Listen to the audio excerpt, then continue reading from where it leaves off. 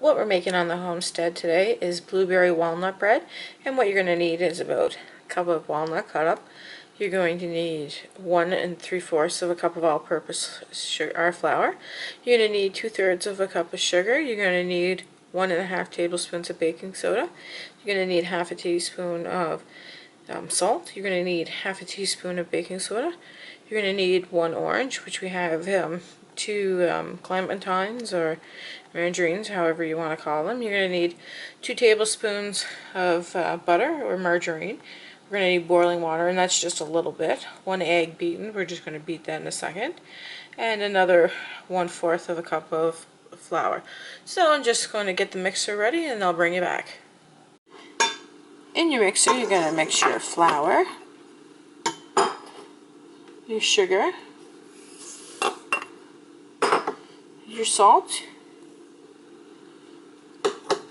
your baking soda, and your baking powder all together. So I'm just going to mix it all together, and I'll bring you back once I have it together. So the next thing we're going to do is we're going to squeeze the juice from these. So I just have a little pot here, and I'm going to do it the best way I know how. I don't have a machine to do it. Eventually, maybe, when I get more money, I'll get one, but for now I'm just going to squish it out with this. So I'll bring it back and show you how much I get out of it. What we're going to do with our orange juice, there's the orange juice that we squeezed. So we're going to put our 2 tablespoons of butter or margarine in there, whatever you decide to use. And we're going to add in enough hot water to equal 3/4 of a cup. So that's why I'm using the cup. And I'm just going to let that melt, and then I'm going to add it in. What we're going to do now with that mixture is we're going to add it into the flour, as well as the beaten egg. And I just beat my egg, and then we're going to mix it together, and I'll bring it back once it's mixed together.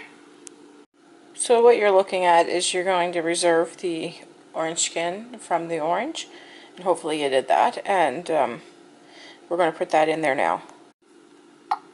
And we just added that in, and we're just going to, it was about 2 tablespoons worth, so we're just going to mix it together and I'll bring it back. So if you notice with your blueberries, you're going to see that they're sitting in the liquid because after they thaw, they are pretty wet. So you're going to want to drain that, or if you don't drain it, what's going to end up happening is it's going to cause your whole loaf to look completely blue. So if you want it that way, you can leave it in, and if you don't, take it out. So I'm going to take mine out. We're going to preheat the oven to 350. So now that we've drained off the liquid, we're going to put them in a bowl with the nuts, which is the chopped walnuts, and the 1/4 of flour that we've had since the beginning. Now what we're going to do is we're going to mix that up, covering both the nuts and the berries with the flour mixture, and then we're going to stir it in to the mixture. So I'll just bring it back once we have it mixed up. What we're going to do now is we're going to add the nut and berry mix, and then we're going to stir that in. And I'm saving half to add in after I mix this first half in, so I'll just bring it back. Once your mixture is mixed up, this is what it's going to look like. So I'm just going to take this mixture and I'm going to put it in a greased cookie or loaf pan, which I have right here, and I'll just bring it back once it's in there. So this is what your loaf's going to look like before you put it in the oven.